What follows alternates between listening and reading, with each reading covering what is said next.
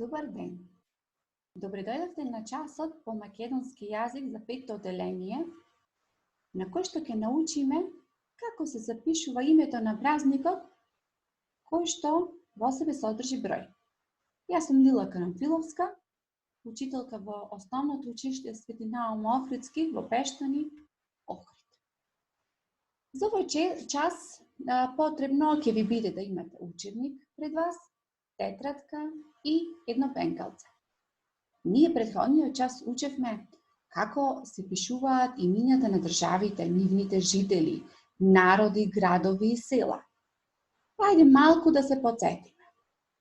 Од табелата што ја имате во учебникот на страна 134, ќе забележите дека имињата на државите и континентите се запишуваат секогаш со голема буква, како што е тука во пример: Македонија, Србија, Европа, Африка. Жителите на државите и континентите исто така се запишуваат со голема буква: македонци, срби, европеец, европејци. Следен пример е за народите. Народите секогаш во речениците ги запишуваме со голема буква, како што е македонец, македонка, србин, србинка, французи. Следен пример е како го запишуваме името на градот на селата. Градовите и селата секогаш ги запишуваме со голема буква: Охрид, Струга, Скопје, Пештани, Лескоец, Белград, Париз. Сите овие ги запишуваме со голема буква. Сега што е потребно следно, да погледнете на страна 135. Пред да започнеме и да научиме како се пишува празникот чие име е запишано со број, би сакала да ви прочитам една приказна. Ве молам внимателно да ме следите. Колку се радувам на празниците. Тогаш одиме некаде заедно. За 1 мај бевме во посета на баба и дедо на село. Баба се уште ја чува мојата честитка за 8 март и на сите ја покажува. Кај нив одиме и за други државни празници: 2 август, 8 септември, 11 октомври. Баба и дедо задолжително ни доаѓаат за нашата домашна слава Свети Никола. Понекогаш остануваат и до Нова година. Јас многу сакам да останат и за Бадник и Божик, па сите заедно да одиме на село. Тогаш сум најсреќен. Во овој краток текст забележуваме дека дел од празниците се запишани со црвена боја. Например, 1 мај, 8 март, 2 август, 8 септември, 11 октомври. Исто така со црвена боја се запишани Свети Никола, Бадник, Божик, Нова година. Имињата на празниците се пишуваат со голема буква, како што е, например, Бадник, Божик, Великден, Бајрам, Василица и друго. Би сакала сегава да го стопирате ова видео и овој пример да го запишете во вашата тетрадка. Откако тоа го направивте, ајде да видиме како ќе го запишеме името на празникот кој содржи број во своето име. Например, празникот 1 мај можеме да го запишеме на два начина.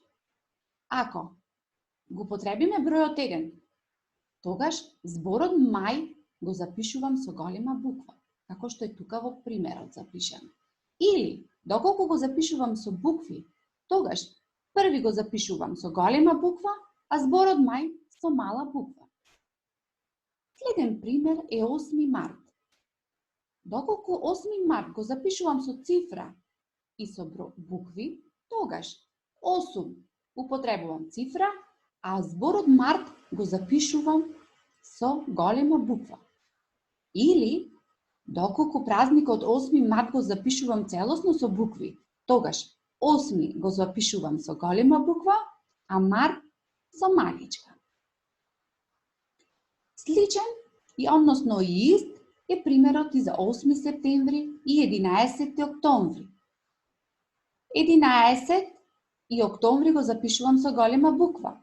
Или, доколку празникот 11 октомври го запишувам со букви, тогаш 11 го запишувам со голема буква, а октомври го запишувам со малечка буква.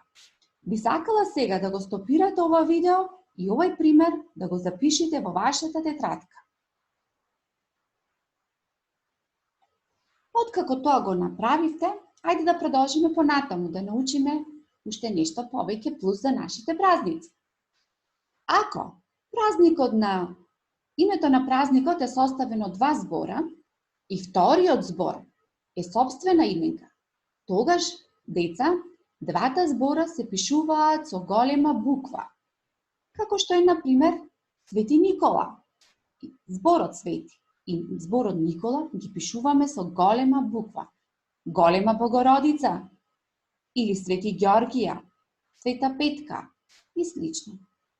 Значи, повторувам, доколку името на празникот е составено од два збора и вториот збор е сопствена именка, тогаш празникот го запишуваме, односно името на празникот го запишуваме со две големи букви.